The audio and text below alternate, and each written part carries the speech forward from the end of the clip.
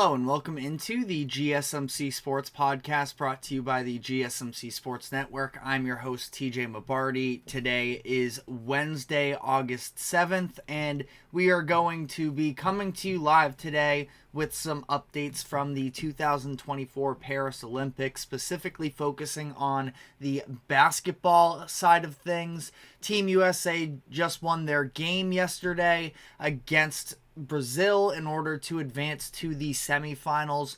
All of the quarterfinals matches wrapped up yesterday, so we have a Final Four in the Olympics as we are rearing towards handing out medals, and I want to talk about all of the biggest takeaways from yesterday's slate of games, so we will be diving into that. Additionally, just a little bit of a fun segment. I want to look ahead to the 2028 Olympics and just talk about what this roster could look like 4 years from now, considering the current construction of this Olympics roster is definitely more experienced and a little bit more veteran. So I want to look ahead a little bit and project what we may see from the 2028 Olympic Team USA. Then we are going to be diving into the latest reports surrounding the Philadelphia Eagles and some of the dysfunction that has been taking place behind the scenes with them, with Nick Sirianni and Jalen Hurts having a reportedly fractured relationship during the 2023 season. They've looked to make amends since then. Nick Sirianni spoke out in front of the team, took a lot of accountability. So just want to go into that entire situation that is taking place in Philly. Talk about whether or not Nick Sirianni could already be coaching for his job just 2 seasons after leading the Eagles to the Super Bowl. And then we are going to wrap up the show by talking about the New York Giants and their upcoming season, sticking in that NFC East as we are previewing the season for all 32 NFL teams. Today we have the Giants. So could this be the last season for Daniel Jones? Is the noise about Brian Daboll's job security justified? We'll be diving into all of that and more, but before we do so, just a reminder to like, follow, subscribe wherever you keep up with us. To any of our viewers, be sure to use the comment section to give us your thoughts on the latest happenings in sports as we try and make this show as interactive as possible. And if you would consider leaving a tip or donation, you can use the link that is streaming across the bottom ticker, gsmcpodcast.net. Anything would be greatly appreciated there. Starting off, talking about Team USA's win over Brazil yesterday in what was maybe their most dominant game so far. From start to finish, it was pretty much all Team USA in this one. They end up winning 122-87, and it was a little bit refreshing for Team USA, and they have been, once the official group stage kicked off, it has been, much cleaner for the United States, but this was sort of their best, I thought at least, beginning to finish victory. Team USA and Steve Kerr went back to their original starting lineup that they opened the games with: Devin Booker, Drew Holiday, LeBron James, Steph Curry, and Joel Embiid. And this was easily, I thought, the best that we have seen Joel Embiid look up to this point, where he came out red hot from the beginning of this game. I thought that when you look at how Embiid is able to fit in with this team, understanding that he isn't going to have the ball in his hands to create maybe quite as much, but I thought he played into the flow of Team USA's offense a lot better, in large part because of the fact that he had the three-point shot behind him, was 3 for 3 from the three-point line in this game to help contribute to his 14 points on the game as a whole. But definitely a positive for Embiid, who has been sort of picked on a little bit in terms of not being a great fit with the roster, and this was kind of the prototypical game of what you were expecting from him. 7 rebounds, I believe that is the highest mark that he has in the Olympics so far. Feel free to fact check me in the comment section if I'm mistaken there, but it looked like the energy on defense and on the glass as well was sort of at a high from Embiid. So, I myself have been a little bit critical of Embiid as well. So I did want to at least give him some credit in this game because I thought it was easily the best that he's looked in the Olympics so far. And I also wanted to give some love to Devin Booker, who ended up being the leading scorer for this game. He has been so consistent for Team USA throughout this entire run, and I feel like he's been getting sort of swept under the rug a little bit because it's not like he does anything necessarily spectacular on the defensive side, the playmaking side, the rebounding side. He just sort of does his assignments and he knocks down the shots that are asked of him. And this was a very well-rounded performance from Team USA, but I did want to give some love to Devin Booker, who was 5 of 7 from 3 in this game, en route to him scoring 18. And I think that especially the debate mostly was around Devin Booker versus Jaylen Brown. Because Jaylen Brown, they play a very similar role, I would say, the two of them. Devin Booker, a little bit more of a ball handler playmaker than Jaylen Brown, but that's not necessarily something Team USA needed from Devin Booker, considering they already have plenty of ball handlers on this team. Jaylen Brown, who just won Finals MVP, and obviously as we were coming into these games, it was a little bit controversial that he was left off of the roster, and you can point to Derek White, who ended up being the replacement for Kawhi Leonard when Kawhi was asked to leave the team. But I do think that Derek White and Jaylen Brown would have very different roles on Team USA, and I stand by Team USA deciding to take a player that's a little bit more of a glue guy, doesn't have to do quite as much with the ball in his hands, and I just loved the fit of Derek White on this roster. Devin Booker was sort of the roster spot, maybe that or Halliburton, but again, I would say that Halliburton and Brown are different enough play styles that the clear comparison was Booker and Jaylen Brown. And Jaylen Brown can impact the game, I think, more on the defensive side of the ball. So that was one of the main sort of talking points when comparing Devin Booker and Jaylen Brown and who would help benefit the U.S. more. But Devin Booker is more than capable. I feel like NBA fans have sort of swung in the opposite direction of Devin Booker as of these past couple years. And I don't think that that's totally fair. Obviously, the Suns roster situation has been a little bit messy, and people hold that against Booker. I don't think that's entirely fair, and I just wanted to give Booker credit for shining the way that he did in this game. And I think that the last sort of thing, because you can go down the stat sheet and talk about all of the individual games, this was really more so just about the collective team, and they looked really, really, at a heightened level. And I think that one thing that's really clear with Team USA right now, and we knew this headed into the Olympics, of course, but especially as we enter these last couple rounds here, is the difference with the United States on the glass and in the paint in comparison to their opposition. And it's just so clear with the not just top-end talent of a Joel Embiid or Anthony Davis or Bam, who all individually have been incredible, but the combination of all of them as well, and the fact that,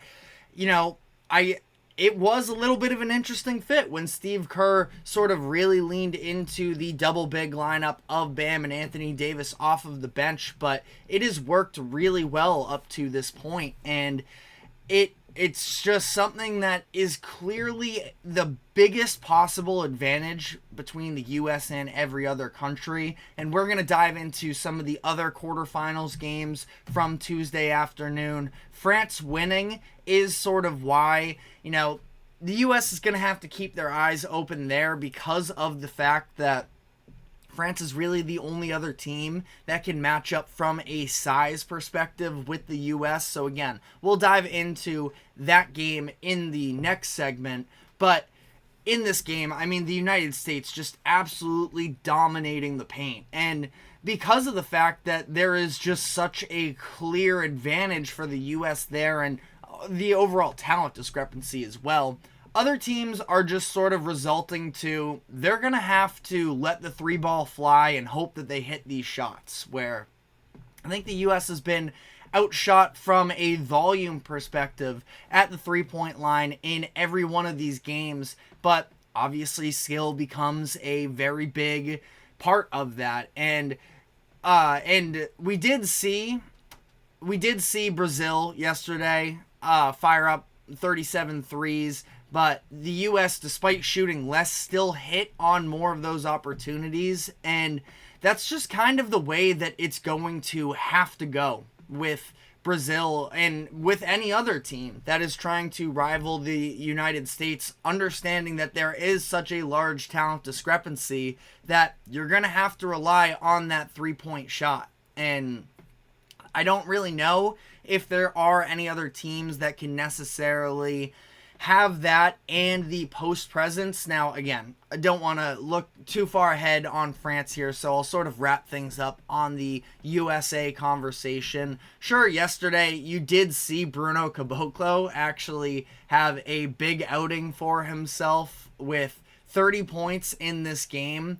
Was definitely, a little bit of a surprise there. Bruno Caboclo, if I'm not mistaken, he was the one who, for a number of years, when he was with Toronto, this idea that he had all of the tools and he just had to piece it all together. That never really came to fruition in the NBA, but, give Caboclo some credit for the job that he did in this game. Was pretty impressive there.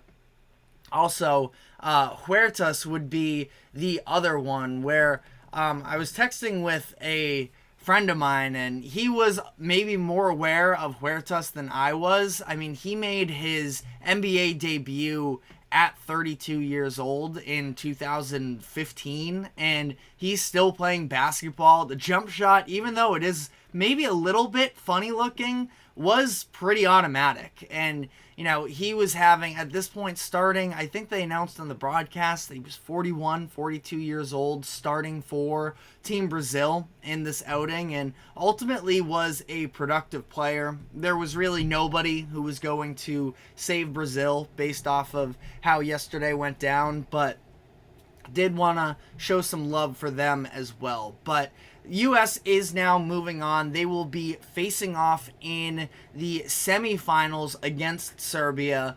That's another example of, in Serbia, maybe not quite as talented from the overall, I would say, NBA talent for sure.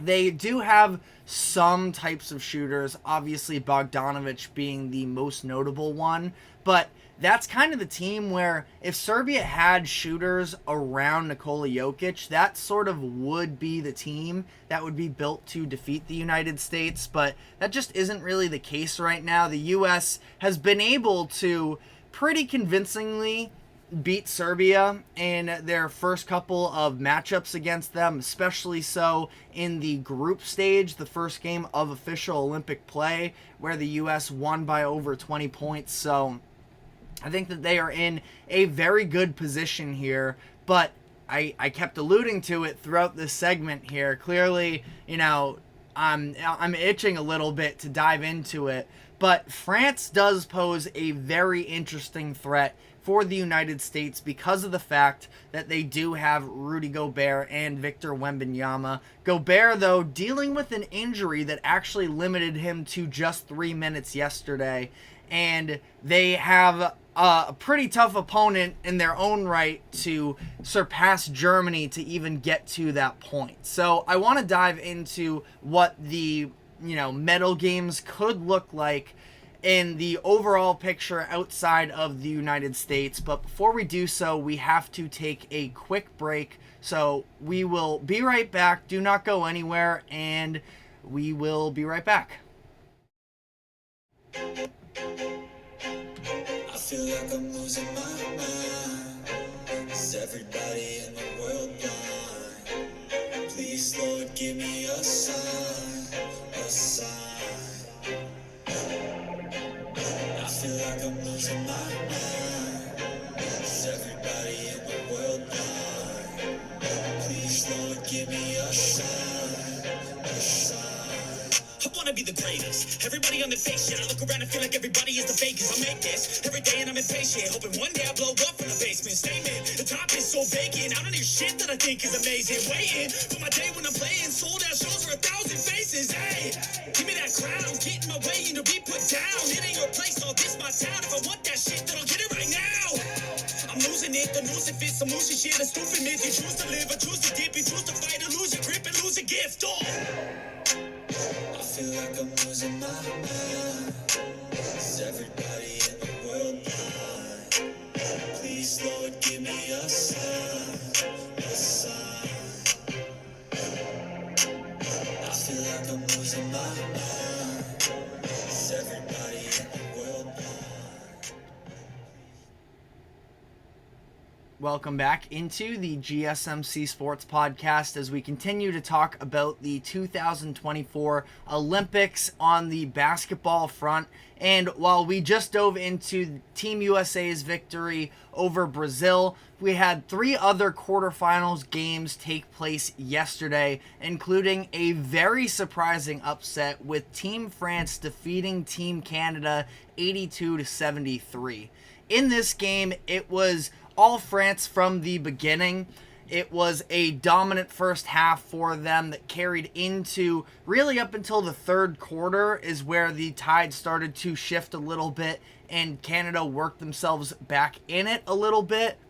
But we saw France with, first off, a very interesting decision from their head coach to bench Rudy Gobert. He came off of the bench, played just 3 minutes, but there are a couple different reasons for that. The first of which being Rudy Gobert himself in an interview talked about how he was, quote, on the operating table on Monday night. He is reportedly dealing with some sort of finger injury in, I believe, his left hand with his ring finger. So there's something going on there, but it was also announced that part of the reason for Gobert playing these limited minutes came because of the difference in the matchup against Canada, which when you look at Team Canada's roster, definitely, I mean, they had a record for the Olympics of most current NBA players out other than the United States, for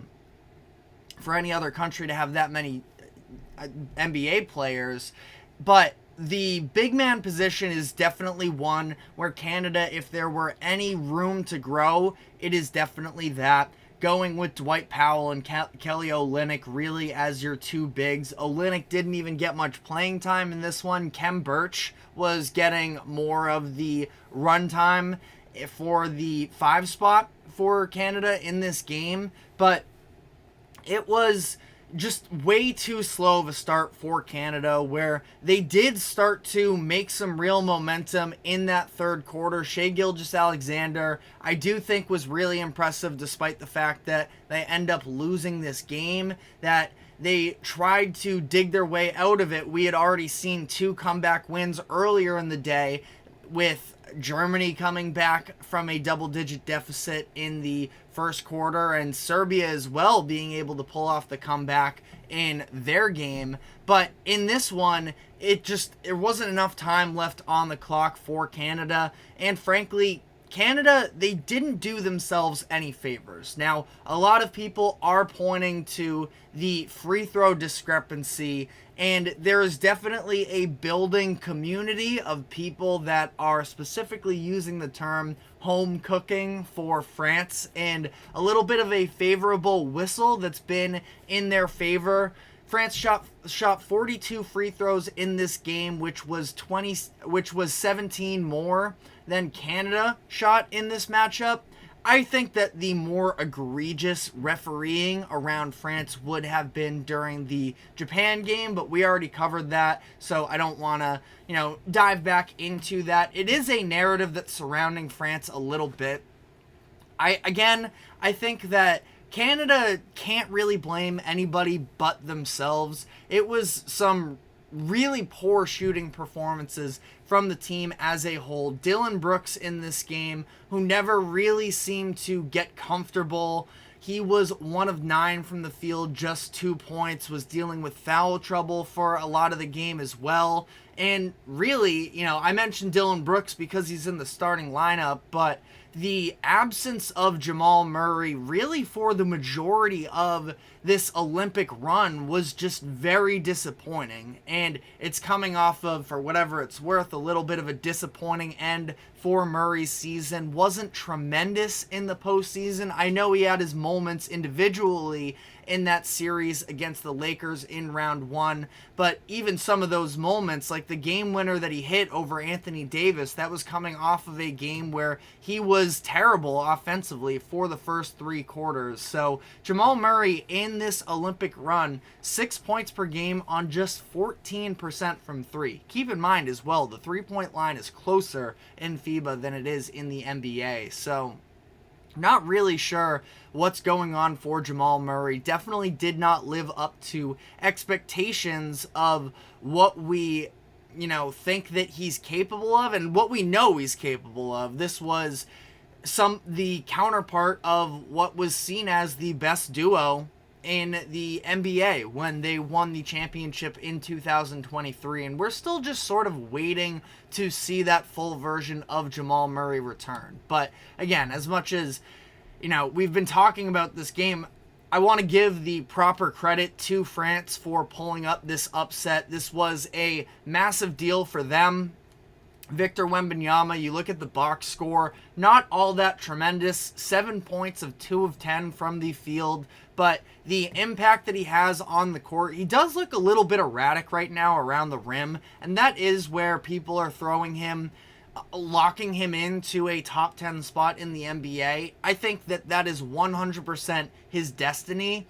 There's a little bit of cleaning up that still has to take place with Wembanyama around the edges, but even still, it was the calling card for Wembanyama. The offense is going to be spectacular, but it is his impact on the defensive side of the floor. 3 steals in this game, a block, 12 rebounds, and a very crucial steal as well. I believe it was against Dylan Brooks, where in the backcourt, he just straight up picked his pocket. And, I think that Wemby is going to be a generational defender. Pretty sure he's actually, in quick NBA thought here, I think I saw that he's the favorite for Defensive Player of the Year this upcoming season, which is pretty incredible there. But again, a lot to talk about with France. Do want to give some credit to Gershon Yabusele as well, Celtics legend, inserted into the starting lineup in this game and dropped 22 points. He was incredible. Love what he's doing with the afro now as well.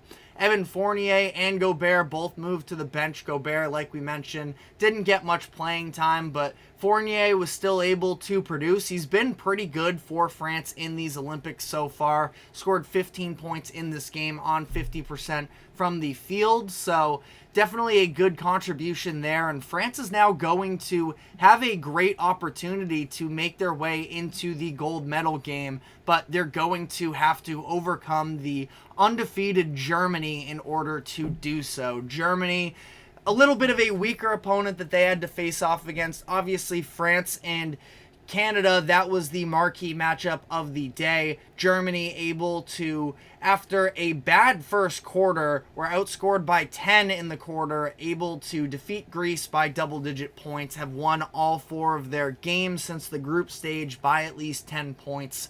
And this is a team that we are definitely aware of. I believe it was last year in the FIBA World Cup that they ended up winning the gold, and they have looked incredible up to this point. Franz Wagner, I haven't exactly been super positive on him from an NBA perspective, but he is playing really well so far. We know what his strengths are. He is a solid defender. He can, make the right plays in terms of playmaking, can rebound some, and he is an excellent downhill scorer. That's what he was able to flash in this game. 18 points. He was 7 of 11 from inside the three-point line. The outside shot is still a little bit of a concern with him, but not what Germany necessarily needed in this game to get the win.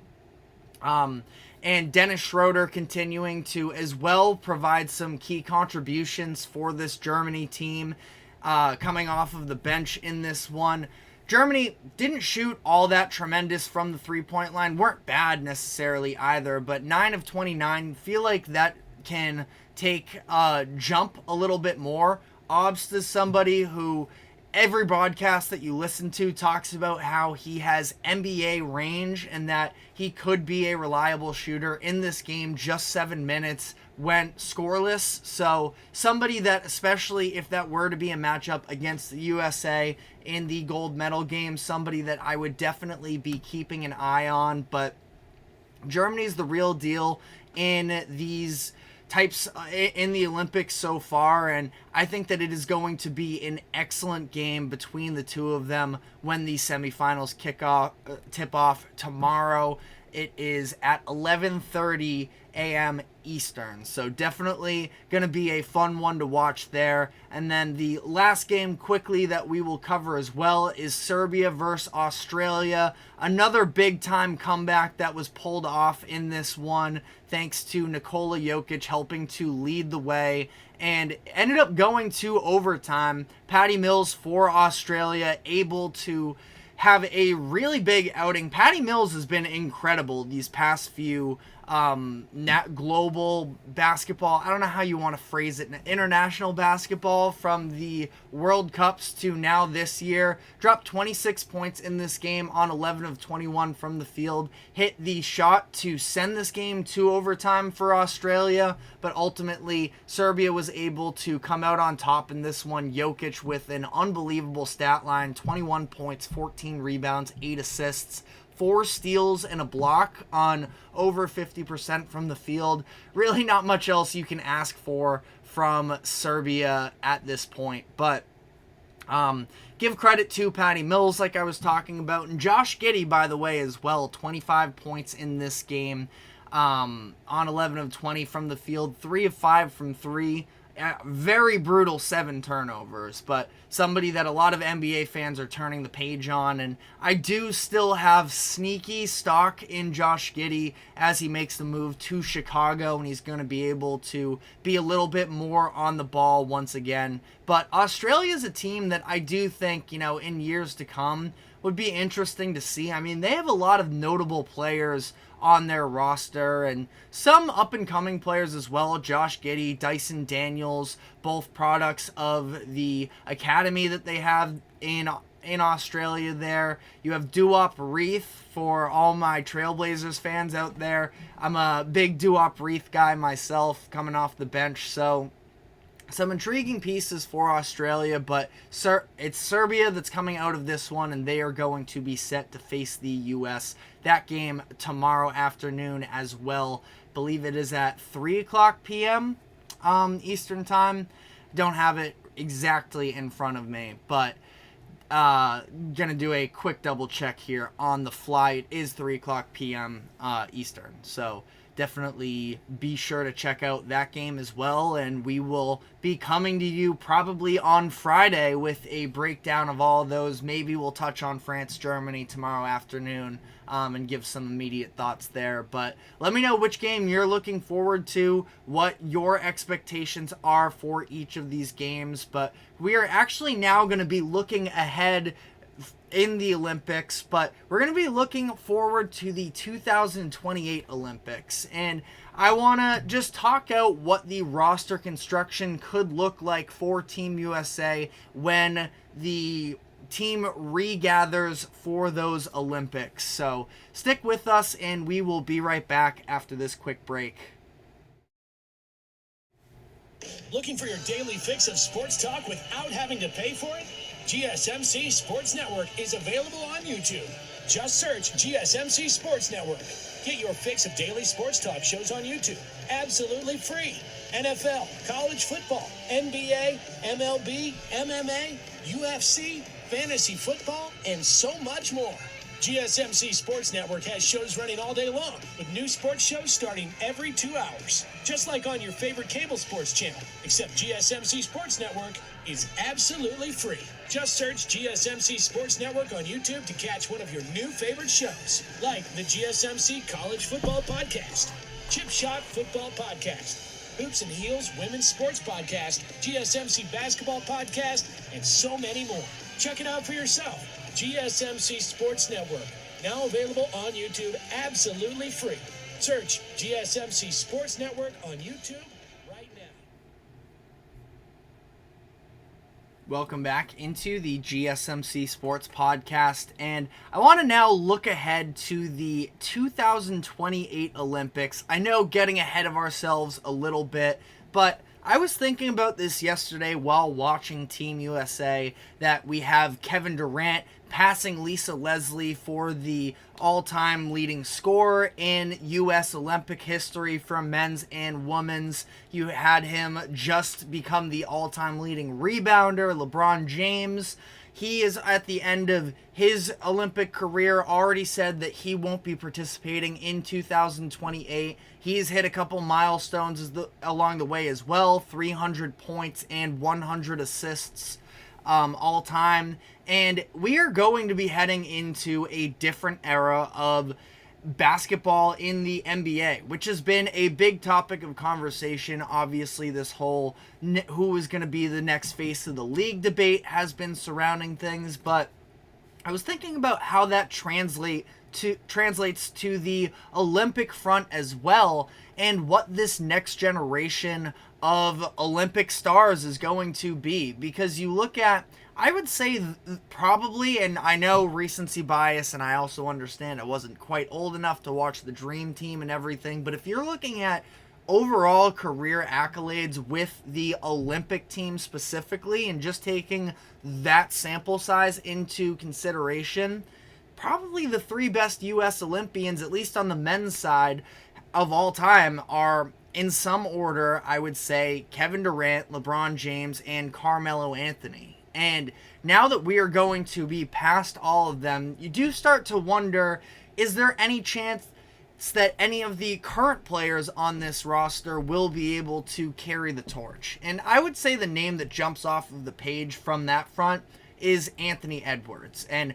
obviously Edwards very much involved in the future face of the league conversation as well, but from a Team USA perspective, he came into the FIBA World Cup last year and he lit the team on fire. It was impossible to ignore what he was it was impossible to ignore what he was doing, and ultimately he has been really impressive once again for Team USA in this year's Olympic Games as well. Just in this past game, he had, I believe it was 17 points versus Brazil, which was second on the team. He just led the team in scoring in their last game as well, in their final game of the group stage. So I think that Anthony Edwards is a prime candidate for becoming the face of Team USA basketball, but there are a number of other players as well on this current Olympic squad that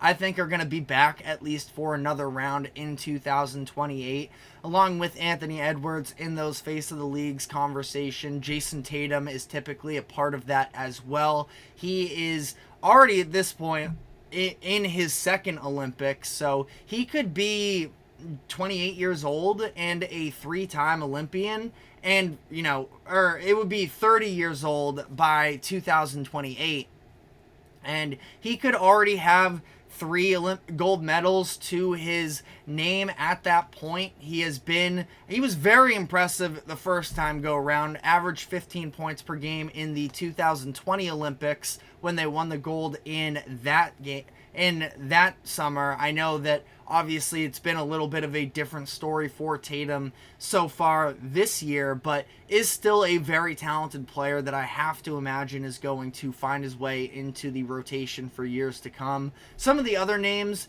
that I think are kind of no-brainers as long as they are still physically available to play in 2028, Devin Booker, Bam Adebayo, Tyrese Halliburton, all of them I would sort of chalk into this conversation as well. And I talked about this a couple weeks ago as well. The only other player on the roster, so it's Edwards, Tatum, Booker, Adebayo, and Halliburton.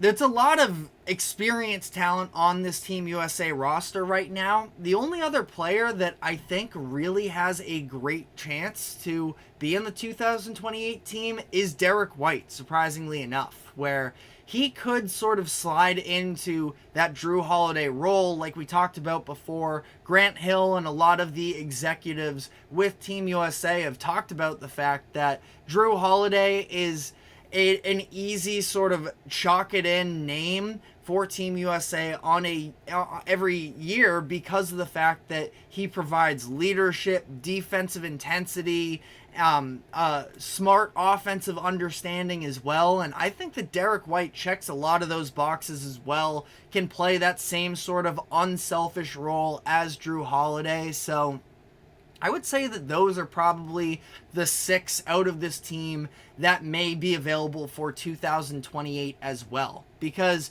you look at the other stars on this roster right now and how old they're going to be in 2028. Joel Embiid will be 34 years old, so that's not all too old, but we know with his injury history, with his body as a whole, this kind of might be a one-time thing for Team USA. Obviously depends on health, but if he's still playing up to what we know he can, I'm sure he would at least be considered for a roster spot. But outside of that, LeBron James, like I said, he already mentioned that this is his last Olympics. He's going to be 43 years old in 2028. Steph Curry will be 40. Kevin Durant will be 39. Anthony Davis at 36 is maybe a possibility, especially if the U.S. is short on centers and big men at that point. And then you have Drew Holiday, who's going to be 38. So, again, I think that there's only going to be a limited number of these guys returning for 2028, which the way that I have marked it up here, 6 returning players, maybe it's 5 if Derek White gets left off of that roster. There's going to be a lot of spots to fill for Team USA, and it's going to have to be coming out of this upcoming youth movement. So I just wanted to go through the list of names that could potentially be in play for the 2028 Olympics. Out of the up-and-coming guards, I think the 3 names that jumped off the page to me were Ja Morant, Cade Cunningham, and Tyrese Maxey. Out of this group, I'm still so high on Cade Cunningham, and I know that I'm high on Maxey and Morant as well. Don't want to downplay them by any means, but I know that the past couple seasons have not gone well for Cade in Detroit, but I'm just not turning the page on him because there hasn't been team success with Detroit. If you look at what he does from an individual standpoint, he is such a capable scorer and passer. I think that the defense is coming, especially as Detroit and everything around him improves on that defensive side of the floor. He will elevate his game there. He's got the size, he's got the physical tools, everything you need, that I think he would be a great fit. The forwards that I am thinking about would be Paolo Banchero, Jalen Williams, Zion Williamson, Scotty Barnes, and I'll throw Cooper Flagg into that conversation as well. Obviously was on the select team this year and was scrimmaging with Team USA. At this point, Cooper Flagg, I can do a quick double check, but Cooper Flagg is just 17 years old still, which is crazy. So he'd still only be 21, so maybe it's a little bit premature to assume that he could be on this team, but the U.S. has holes that they are trying to fill in 2028. Anthony Edwards is only 22 years old right now, and, Edwards had a little bit of previous Team USA experience. Cooper Flagg currently does, in the way that he was able to introduce himself and be a very solid player. You saw the clips, you heard the stories that were coming out of practice, that he was impressing a lot of people during the scrimmages, that I think he would very much be in play. And then really the top big men, because I don't think that there is a ton. You look at sort of how things have broken out these past couple years, and a lot of the top big men in the NBA are international players, but I think that it would be Bam moving into the starting lineup, and then backups. I think that Chet Holmgren and Evan Mobley would be great bets to make this roster, especially Chet, considering some of the offensive upside as well. I'm still a believer in Evan Mobley, even if I don't love the direction that things have been headed as of late, but I think that he's going to eventually break out in a really big way for Team USA. So they would both be, again, there's no such thing as locks 4 years ahead, but I think that both of them would be extremely compelling candidates to make this team a few years from now. So, again, if we are going under the assumption that Anthony Edwards, Jason Tatum, Devin Booker, Bam Adebayo, and Tyrese Halliburton are all going to make the team in 2028, and then let's even throw Derek White in there, that would be 6 spots they have to fill. My money would be on Cade Cunningham making the team, probably a Tyrese Maxey. I'd say one of him or Ja Morant. I don't think that all 3 of the guards that I mentioned would make the team. The U.S. is going to need, especially because you see a lot of good forwards, especially overseas, so I think that they would probably lean more so to the forward spot, where I would guess Paolo Banchero, Jalen Williams, and Cooper Flagg probably would be the 3.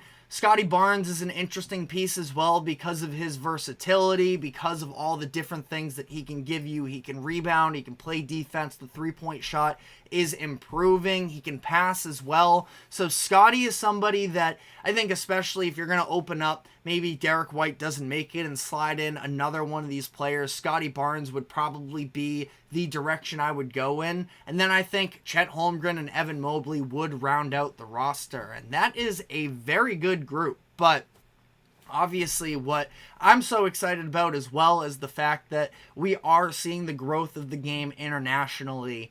And it, especially knowing that Wembanyama is only going to continue to get better for France, that would start to be a little bit of a real mismatch of him versus, Bam, Chet, Evan Mobley, all great. I would love to see, now that I'm talking about this out loud, I would love to see Chet Holmgren versus Victor Wembanyama on the national stage. I think that would be so fun to watch. But I think that the big man position is probably where the rest of the world is catching up the most, I would say.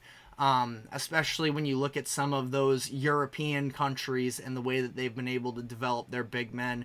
Jokic, Giannis, Domantas Sabonis, who isn't playing in these Olympics, but, a list of very impressive names. Plus you add on top of that, maybe an Alex Sarr if he fully develops. I know that a lot of the NBA fans are sort of turned off of Alex Sarr because of the Summer League, but listen, it's just Summer League. I wouldn't necessarily bank your entire stock on a player just based off of that. But let me know who you think I'm missing out on. Again, I sort of went with some of the younger stars and where I think they'll be in 4 years, but there's a chance as well that, a Brandon Ingram could possibly have a resurgence and find his way back into things. Zion, I didn't give all too much consideration. I put him on the list, of course, but I feel like 4 years from now, there's probably going to be players you're taking above Zion. But again, let me know who you would love to see on a Team USA roster.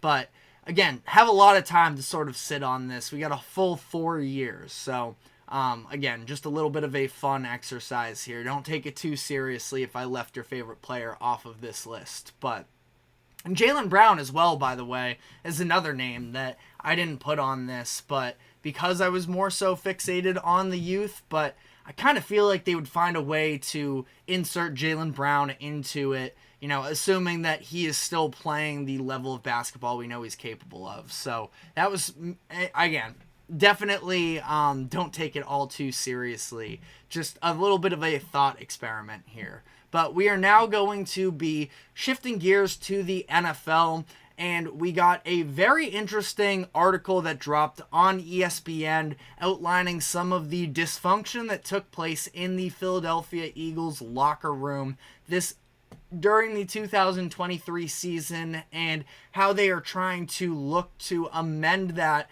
coming into 2024 with high expectations. So we will talk about that. But first, a quick break. Do not go anywhere. We will be right back.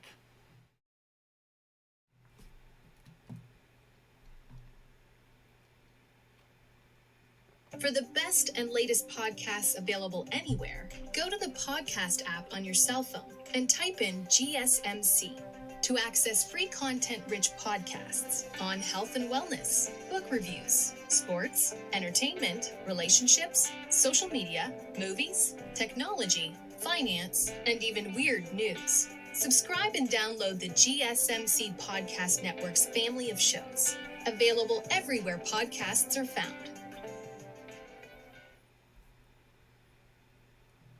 Welcome back into the GSMC Sports Podcast, as we are now going to be diving into the story that was just released from ESPN. Got to double check the authors here. I know it was Jeremy Fowler, and I just got to quickly pull up here the other name that was on it. Got to give our proper credit here. Jeremy Fowler and Tim McManus, that dove into some of the dysfunctions that were taking place with the Philadelphia Eagles during the 2023 season. A lot of this is coming to light because of the fact that earlier in training camp, we saw, or we didn't see, but Nick Sirianni stood in front of the team and took full accountability for last year's shortcomings and was hoping to sort of build the morale back up for the Eagles headed into this 2024 season, understanding that this is a very talented Eagles roster and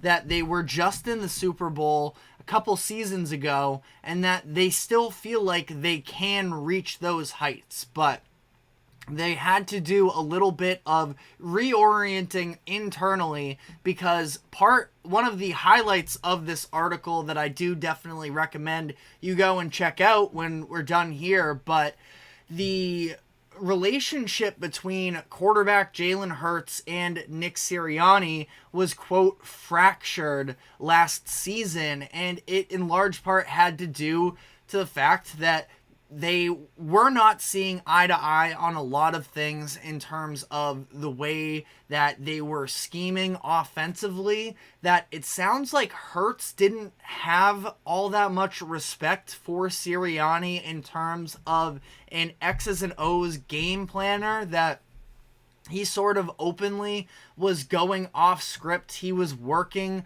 with their offensive coordinator, Brian Johnson, almost to the side a little bit to try and more so tailor the Eagles' offense in their own way and undermining Nick Sirianni a little bit. It's interesting because Sirianni, he obviously had a lot of criticism. He was facing a lot of criticism when the Eagles were eliminated from the playoffs this past year. They were 10-1 to begin the season. They lost 5 of their 6 final regular season games and then lost to a Tampa Bay Buccaneers team that the Eagles, at least internally, absolutely felt like they were better than. And I think that the expectations, especially coming into the year, would have been that the Eagles, if they were to match up with the Buccaneers in the playoffs, that should easily be a win. And that was not the case, because it was definitely very messy. And Sirianni, as he's receiving all of this backlash, a lot of people were asking the question of, well, what does he actually do? Is he just the emotional leader?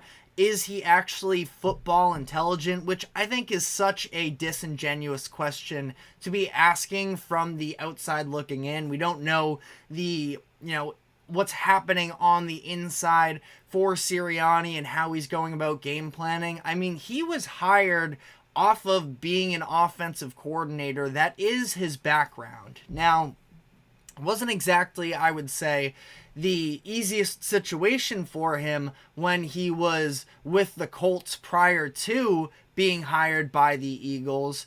They made the playoffs a couple times during a stretch there. They were above average mostly in terms of the success of their offense, but there was a ton of turnover during that time period from 2018 to 2021, where he was dealing with a number of different starting quarterbacks. That was the experiments with Jacoby Brissett and Phillip Rivers. I think he caught the very end of Andrew Luck as well. So he was hired off of understanding offense, and he was maximizing the messy situation there in Indy for a few years. So it's not like he's clueless and he has no skill in terms of being an offensive mind, but there was definitely something to the fact that Jalen Hurts and the Eagles didn't necessarily feel that way last year. And I think that part of that mutual respect definitely rubbed off, lack thereof, I should say, rubbed off on the team a little bit. There was also a quote in that story that when they were 10-1, people were walking around, I think the quote exactly was, like their dog died, which is just kind of crazy considering the fact that, yes, we knew the Eagles, their record was definitely better than what we had been seeing on the field for a lot of that time period. I was sort of under the belief, though, that, yeah, they look a little bit fraudulent, but this is the team that just made it to the Super Bowl last year, so you kind of figure they're going to be able to figure it out, and they just never did, and things fell apart by the wayside. So Sirianni coming out in front of his team, taking responsibility for what went on, and hoping to rebuild the relationship with Jalen Hurts, with the team as a whole, and get themselves back on track was definitely a powerful move from his perspective. Now, we're going to be doing our deep dive on the Eagles tomorrow afternoon, so that's when we'll really be diving into their schedule and the inner makings of what the keys to their season, but they are still in a very good position where it's them and the Cowboys in the NFC East. Giants and Commanders are, that division always does play close games, but the Eagles have to feel like they are a tier above a lot of their competition. It's still a very open NFC. They sort of press the reset button on their coordinators during the offseason, bringing in Kellen Moore and Vic Fangio, who have definitely had their ups and downs throughout their careers in the NFL as coordinators, but they are both still very much respected at what they do, and I think that they're going to have a great chance to sort of amend everything from last year. Now, there are definitely some keys to the season, especially looking back at this article and talking about where things went wrong for them. The Eagles felt like they were overly reliant on vertical routes and that they were trying to, Hurts and Brian Johnson, quote, evolve their offense and try and, mix things up, add layers to it, and Sirianni sort of pushed back on that. I'm assuming that Sirianni is going to be more open to changes and be more receptive to his players. He talked about how he wants to get a little bit more personal with his players, be more involved with meetings and such, and be a little bit more understanding to what his players are going through, which is definitely important.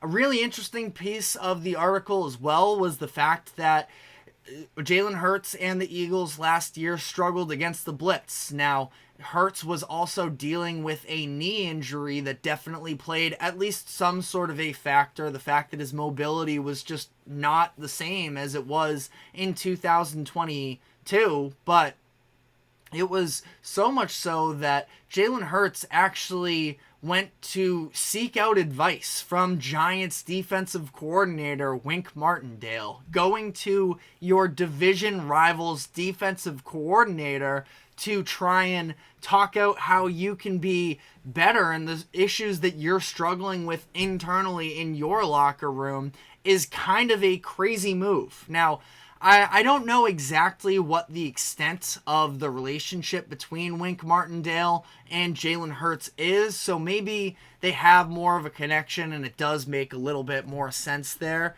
but it just goes to show how messy things kind of were for the Eagles last year, where Hurts was seeking out advice from a division rival. So it is really interesting. At that point, I actually do want to correct myself on the fly here. He had reached out to Martindale, it sounds like, after he had parted ways with the Giants. So ultimately, it maybe not quite as bad there, but again, it goes to show that there was a little bit of distrust from Jalen Hurts, and he needed to look outside of the confines of their team to try and help, figure out how to manage the fact that Philadelphia was not, blocking the same, and what maybe an opponent was seeing with the Eagles' current structure and how the Giants had chosen to game plan against them. I mean, it makes sense to some degree that, a division rival, as long as you're not actually there anymore, and at that point, Martindale does seem to have been moved on from the Giants, that you do get a pretty good perspective of somebody who is trying to directly coach against you, but just very interesting. And the Eagles, by the time that was all taking place, the playoffs were beginning, and ultimately their offense just looked terrible in that playoff game against the Buccaneers. But I think that the Eagles have improved their roster overall. Of course, the addition of Saquon Barkley is a massive point there, where after Miles Sanders left a couple years ago, I mean, DeAndre Swift wasn't terrible. He had his big games, but I think that there were some real issues with the Eagles' run game, that Saquon should be an upgrade in that category. They still have, top-end receivers in A.J. Brown and Devontae Smith, who both just agreed to contract extensions. So it'll be really interesting to see how this plays out for the Eagles, and about whether or not this is Nick Sirianni coaching for his job. It seems kind of crazy to me, coming off of the fact that they just won double-digit games in back-to-back seasons and made the Super Bowl just a couple years ago. But it is also sort of, at this point, knowing that all of this was taking place and that the Eagles have already paid Jalen Hurts, they are going to side with him over Sirianni. That's just the way that things operate in sports, that NFL front offices are typically going to side with the player and the talent more so than the coach. So I do think that it's on the table. Ultimately, I think Sirianni is going to be able to survive this season, and largely because of the fact that I think the Eagles are going to be good again this year. But if there is another down season, you look at the talent that's on the roster, and you do kind of have to point towards the coaching staff as to why things aren't great there. But we are going to, like I mentioned, dive deep into the Eagles season preview. We're going to be doing that tomorrow, so definitely come back to us then as we can sort of break down the inner makings of the keys to their upcoming season. But instead, we are going to be taking a break now, and when we come back on the other side, we'll be talking about their division rival in the New York Giants, and talking about whether or not the noise about Brian Daboll's job security and whether or not he could be on the hot seat, whether that is justified or not. Could this be the last season with Daniel Jones in New York? We will be answering those questions. But first, a quick break. Don't go anywhere. We will be right back.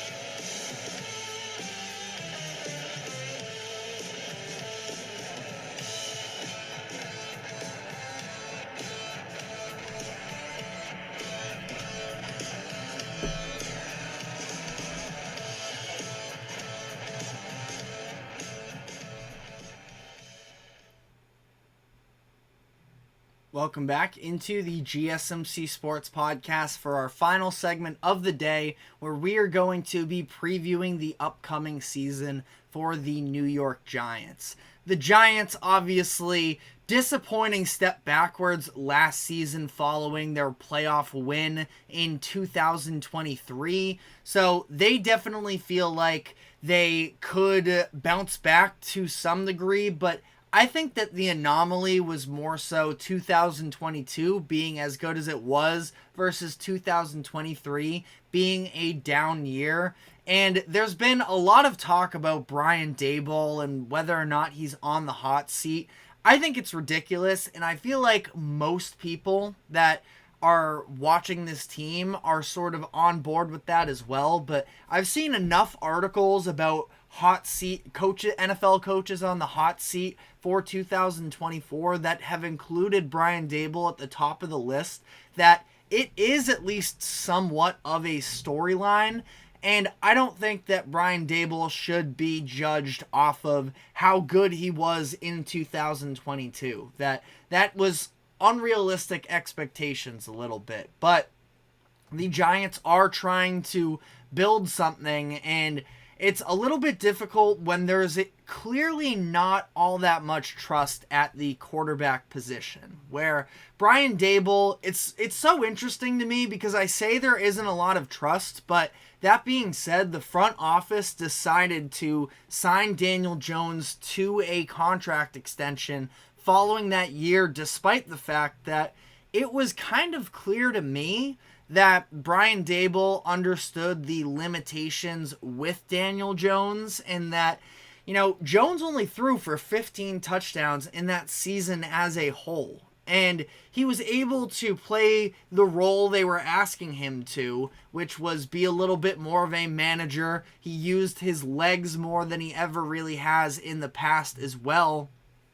So I think that, Daniel Jones, I've never been a fan of his, but now to also say he's a bottom 5 quarterback in the NFL, I mean, to be honest, it's not, I guess it's really not that unrealistic, but I do think that there's some, thought at least that, at least for this season, the Giants' number one issue is not going to be Daniel Jones in that quarterback position. Now, it's still very much possible that if the Giants have a down year this season and they're sitting at the top of the draft next year, it's not a particularly strikingly strong quarterback class, at least, saying this in August. We still have a full season to go here, but it's definitely possible they make a change at the quarterback position, but it's not just all on Daniel Jones. You look at the talent on the roster, and it only gets worse considering the fact that Saquon Barkley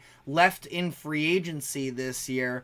Yet again, a little bit of a situation where I didn't hate the Daniel Jones deal when it was done immediately at the time, considering I do believe that the Giants have an out in the contract after this season, which I can double check here quickly, but there is going to be a dead cap hit for them if they end up releasing him, but they have an out, and the $41 million cap hit, $58 million cap hit in 2026, I would probably bet that isn't going to be something that we see, that the Giants are going to make a move there and reset there a little bit. But to do that and let Saquon Barkley, who is just such a massive part of that offensive scheme, you got a healthy year from Barkley in 2022, and that's the reason why Daniel Jones was able to be a little bit more of a manager, was because the offense was built around Saquon Barkley and he was just so effective for them. But Barkley's gone. The offensive line is very clearly still an issue. Now, they made a couple moves this offseason to try and improve it, at least some. They signed a couple offensive linemen in Jermaine Illuminor and Aaron Stenney, and both of them appear to be starters in the first unofficial depth chart that the Giants just released on their own website. You can check that out for a more extended look there. But Dan Solomon, sorry if I'm mispronouncing it there, but He just sort of wrote an article and posted the depth chart on Giants.com, so you can check it out there. But it looks like Illuminor and Stinney are going to be the right tackle and right guard, respectively. As things currently stand, it's still not a good group. It's still probably going to be a bad group. So, again, that's where I sort of make the point of, I understand that Daniel Jones does leave a lot to be desired, but I don't think that, upgrading from Daniel Jones was the number one need for them. You're going to go up and draft a quarterback to probably have him sit, because I wouldn't want to throw him out there behind that offensive line. So it's going to be a little bit of a rebuilding process for the Giants, and maybe it won't take all that long, but definitely still a lot of room to grow. Malik Neighbors is obviously a very key add, easily the best wide receiver that Daniel Jones has had as a weapon since he was drafted to the Giants. So we'll see there how all of that plays out, but still not a particularly inspiring skill position group either, where Devin Singletary and Tyrone Tracy Jr. are your top two running backs. Receivers, outside of Malik Neighbors, Wan'Dale Robinson is a good player. I like Darius Slayton. Maybe we see Jalen Hyatt take a step forward. He was electric in college, so you feel like but like Hyatt even too, I feel like when he ultimately succeeds, if he does, it's going to be on an offense that can have a little bit more of a slower developing play take place, and I just don't know if the Giants' offensive line is even going to allow that to happen this upcoming season. But the Giants, their defense is where I'm a little bit more intrigued. They, of course, add Brian Burns in a trade this offseason, which included a second-round pick. So, definitely paid the price for Brian Burns, made him one of the highest paid defenders in the NFL, but he is a very good player. He is going to match up alongside Kayvon Thibodeau in what can be a pretty elite pass rush, and I do really like the front seven for the Giants. Like I mentioned, Burns and Thibodeau as edge rushers. You have Dexter Lawrence in the middle at that nose tackle position to be able to help stop the run. Azeez Ojulari is a pretty solid linebacker as well to pair up with Bobby Okereke and Micah McFadden. I think that Okereke has been underrated from years, and McFadden is somebody that I wasn't even really aware of until last season, but he just continued to impress me. So I do like their linebackers. You throw in there the fact that they bought low on Isaiah Simmons, who is still, just 3-4 years into his NFL career, could provide you different looks if I'm going to make any one comparison. I mean, we did see Jabril Peppers sort of play a similar role where he was struggling a little bit to find his exact place on a defense, but once he got to the right place with the Patriots, Peppers became a very positive impact player. So I'm looking at that front seven, and I do think there's a lot to like there.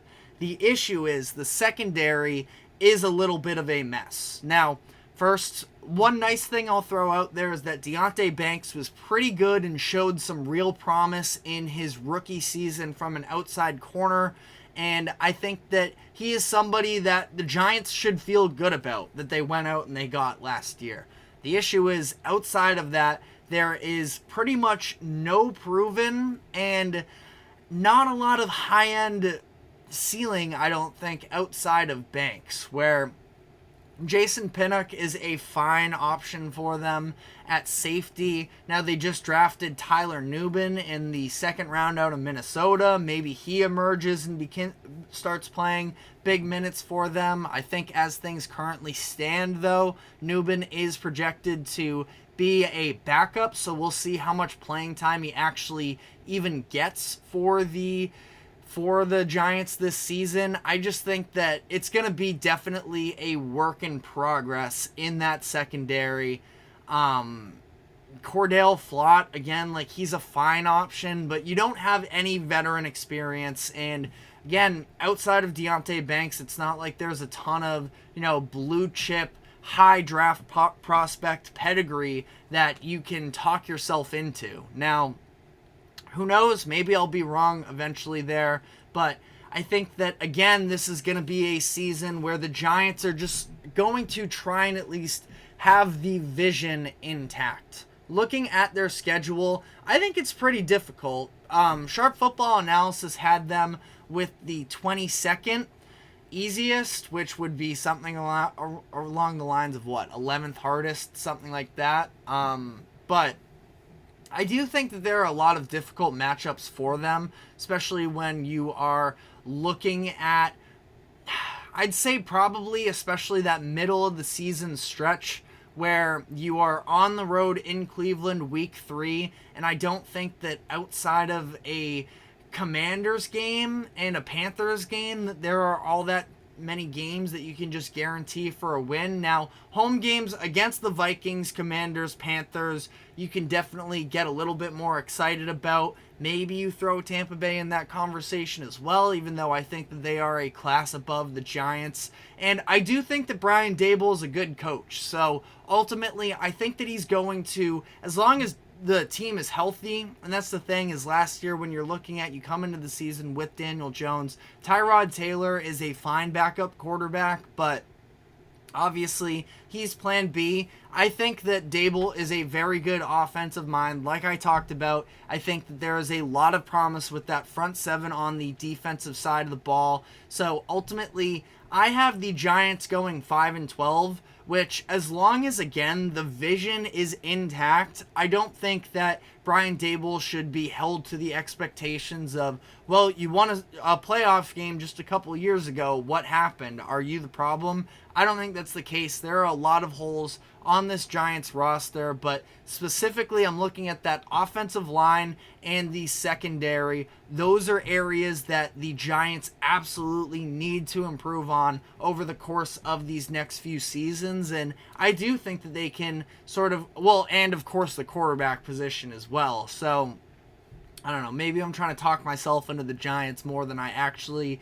fully am ready to get into, but I think that between having Daboll and having some young players that you can get excited about, Giants maybe are looking at, a year or two from now, working their way back into playoff contention. I just hope that they don't jump the gun on trying to make a move with Brian Daboll because they are expecting more. I think that you have to evaluate the current situation of the roster and understand there are other things at play. But looking at how this compares to the rest of the NFL, Giants are going to be in contention for that number 1 overall pick next year, I think. I wouldn't probably project them to be there. Again, I think that they might actually, surprise a little bit and be not quite as bad as some of the most glaring holes of the roster may lead you to believe. But they are still not going to be a playoff team next year, and it's going to be a little bit until they work their way back into that conversation. I am very fascinated, though, to see how this plays out with Daniel Jones and whether or not it's something that the front office is going to decide to punt on after this year, considering they do have that potential out after this season. But let me know what your expectations for the Giants are this season. That is all the time we have for today. Thank you very much for tuning into the GSMC Sports Podcast. Thank you to the GSMC Sports Network for allowing us to host this show. Remember to like, follow, subscribe wherever you keep up with us. Be sure to check us out on social media as well for more exclusive short content. And we will be back tomorrow afternoon, same time as always, 2 o'clock p.m. Eastern. We will see you then. Take care.